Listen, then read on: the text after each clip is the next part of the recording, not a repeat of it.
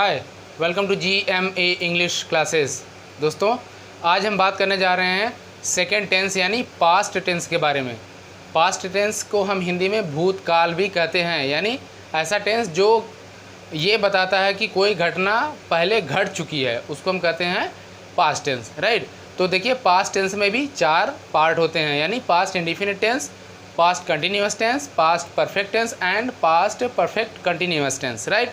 तो आज हम बात करने जा रहे हैं पहले पास्ट इंडिफिनिट टेंस, जो कि पहला हिस्सा है पास्ट टेंस का, ठीक है। तो इससे पहले कि हम पास्ट टेंस के बारे में चर्चा करें, आपसे रिक्वेस्ट है कि मेरे इस चैनल को सब्सक्राइब करके बेल आइकन को दबा दें, ताकि हर वीडियो की नोटिफिकेशन आपको टाइमली मिलती रहे। बाकी के वीडियोस के लिंक्स मैंने नीचे डिस्क्रिप्शन में दे दिए हैं, आप वहां जाकर उसे देख सकते हैं। So let get started. देखिए, पास्ट इंडिफिनिट टेंस ये पहला है, तो इसका आइडेंटिफिकेशन क्या है, यानी इसकी पहचान क्या है, यानी हिंदी वाक्य के अंत में, ध्यान दीजिएगा, आइडेंटिफिकेशन के तहत हिंदी वाक्य के अंत में ता था, ती थी, ते थे या ये आता है, राइट। यानी जब कोई हिंदी वाक्य आपको मिले जिसके अंत में ता था, ती थी, ते थे या ये आए, तो उसको हम ये मानते हैं कि ये जो वाक्य है ये पास्ट इंडिफिनिट में माना जाएगा, राइट। तो देखिए, ये इसका एग्जांपल है, वह गया, वह जाता था। तो दोनों बातें यहाँ पर आ रही है, यानी एक लास्ट में या आ रहा है और यहाँ ता था आ रहा है, ठीक है ना, राइट। इसी तरह हम यहाँ देखते हैं, मैं बाजार गया। देखिए, वाक्य के अंत में क्या आया है, या इसको ऐसे भी कहा जा सकता है, मैं बाजार जाता था। तो वाक्य के अंत में क्या आया है, ता था, राइट। एक और देखते हैं, वे खेले, ठीक है, या वे खेलते थे, ठीक है ना, राइट। तो ये भी क्या है, ये पास्ट इंडिफिनिट टेंस को बता रहा है, ठीक है। देखिए, यहाँ पर वे खेले या नहीं आया है, तो जैसे वह गया, ठीक, तुम खेले, यानी कोई क्रिया बता रहा है कि वो मतलब अभी अभी जस्ट हुई है, ठीक है ना, तो उसके बारे में ये बता रहा है, राइट। तो यह है, वे खेले, वे खेलते थे, ये हम इसको ऐसे भी कह सकते हैं, राइट। अब देखिए, इसका रूल ऑफ द ट्रांसलेशन क्या है, यानी हम इसको अनुवाद कैसे करते हैं। अगर इस तरह से, ये सिंपल सेंटेंस की बात मैं बता रहा था, ठीक है ना, ये सिंपल सेंटेंस है, क्यों, क्योंकि इसमें एक ही स्टेटमेंट है, राइट। तो सिंपल सेंटेंस के रूल ऑफ द ट्रांसलेशन क्या है, यानी इन वाक्यों को, राइट, इन वाक्यों को अंग्रेज़ी में जब हम ट्रांसलेट करेंगे तो कौन से नियम के तहत करेंगे। तो देखिए, इसका ये नियम है, सबसे पहले सब्जेक्ट लगाएंगे, उसके बाद वर्ब का सेकेंड फॉर्म लगाएंगे, ध्यान दीजिएगा, सब्जेक्ट के बाद वर्ब का सेकेंड फॉर्म लगाएंगे, और अगर ऑब्जेक्ट है तो ऑब्जेक्ट लगाएंगे, फाइनली फुल स्टॉप लगा देंगे।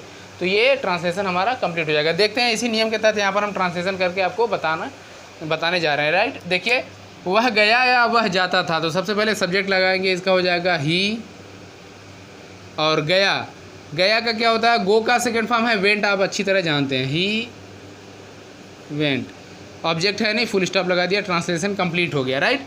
उसी तरह मैं बाजार गया या मैं बाजार जाता था, इसका ट्रांसलेशन अगर करेंगे तो आई लगाएंगे, आई, जाना का फिर वही वेंट ही लगाना है, आई वेंट, ऑब्जेक्ट है यहाँ पर तो लगा देंगे आई वेंट टू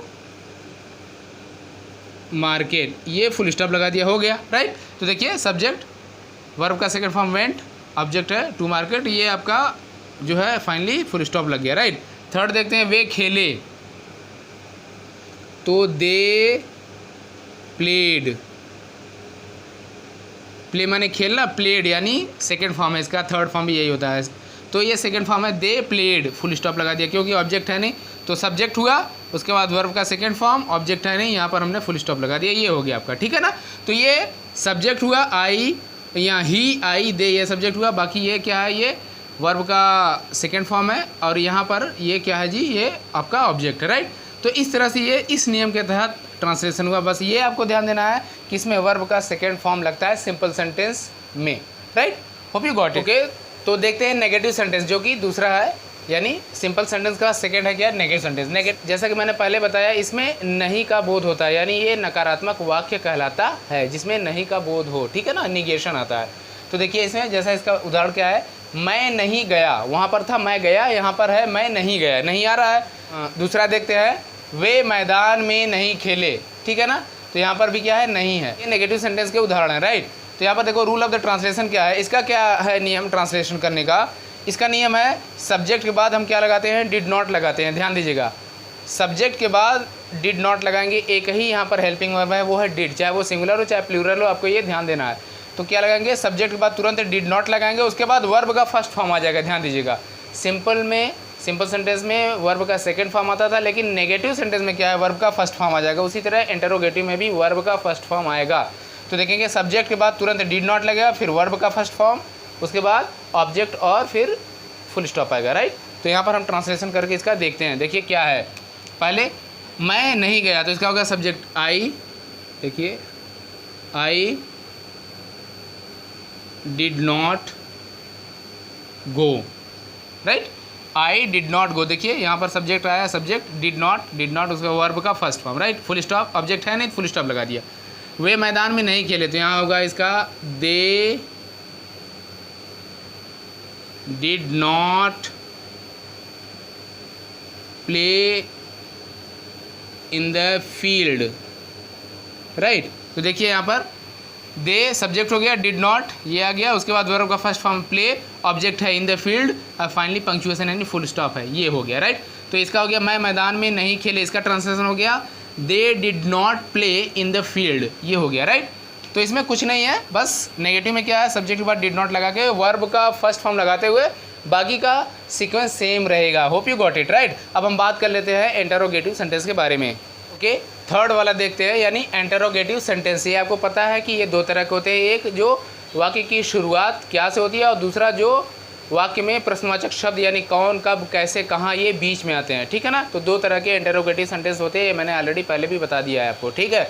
तो देखिए इंटरोगेटिव सेंटेंस में ये क्या है, पहला वाला हम देखते हैं, यानी जिसकी शुरुआत क्या से होती है। देखें क्या वह गया, राइट, एक तो ये हो गया, दूसरा जो बीच में आते हैं प्रश्नवाचक शब्द, जैसे वे मैदान में कब खेले, ठीक है, ये दो तरह के हैं। तो पहले वाले का नियम क्या है ट्रांसलेशन करने का, ये देखते हैं हम। देखिए पहले वाले का नियम क्या है, पहले सबसे पहले बिल्कुल वैसे ही पहले वाले की तरह जो मैंने आपको पहले वीडियो में मैंने बताया था उसी तरह से है। सबसे पहले हेल्पिंग वर्ब आएगा, क्या है हेल्पिंग वर्ब, डिड, एक ही हेल्पिंग वर्ब यहाँ पर है आपको मिलेगा, वो है डिड। तो सबसे पहले क्या आएगा, हेल्पिंग वर्ब यानी डिड, उसके बाद सब्जेक्ट लगाएंगे, सब्जेक्ट के बाद क्या लगाएंगे, वर्ब का फर्स्ट फॉर्म लगाएंगे, उसके बाद ऑब्जेक्ट है तो ऑब्जेक्ट लगाएंगे, फिर इंटरोगेटिव साइन या इंटरोगेटिव मार्क लास्ट में लगाएंगे, ये ध्यान देना है आपको, ठीक है। अब ये सब्जेक्ट के अकॉर्डिंग यहाँ पर हेल्पिंग वर्ब लगाने का आपका जो टेंशन है वो ख़त्म, क्योंकि एक ही हेल्पिंग वर्ब ही यहाँ पर है, बस आपको बस सीधा आपको बस डिड ही लगा देना है, राइट, ये चीज़ें हैं। तो यहाँ पर हम देखते हैं पहले वाले का ट्रांसलेशन यहाँ पर करते हैं, क्या वह गया, तो देखते हैं सबसे पहले हम लगाएंगे डिड, ठीक है, क्या लगाएंगे जी, डिड। डिड के बाद क्या लगाएंगे, सब्जेक्ट, सब्जेक्ट क्या है, ही, पुरुष है तो ही लगेगा, डिड ही गो, वर्ब का फर्स्ट फॉर्म लगा दिया, इंट्रोगेटिव साइन लगा दिया क्योंकि ऑब्जेक्ट है नहीं, डिड ही गो, ठीक है, क्या वह गया, डिड ही गो, राइट। उसके बाद सेकेंड वाला देखते हैं जो बीच में आता है, तो इसका नियम क्या है, कुछ भी नहीं करना है आपको, बस इसी के आगे WH वर्ड लगा देना है, यानी जो भी ऐसे बीच में शब्द आ रहे हैं प्रश्नवाचक शब्द, उसके लिए पहले उसकी इंग्लिश लिख लेंगे, बाकी सेम चीज़ रहेगा जैसे मैंने पहले बताया है, राइट। तो देखेंगे यहाँ पर, यहाँ क्या हो जाएगा, वे मैदान में कब खेले, तो देखिए इसी नियम इसी हिसाब से चलते हैं। कब का इंग्लिश लिखेंगे, व्हेन, उसके बाद लगाएंगे डिड, उसके बाद लगाएंगे subject way, when did they, उसके बाद वर्ब का फर्स्ट फॉर्म है प्ले, ऑब्जेक्ट है in the field, in the field, finally यहाँ पर हमने लगा दिया इंट्रोगेटिव साइन। तो देखिए कितना इजी है।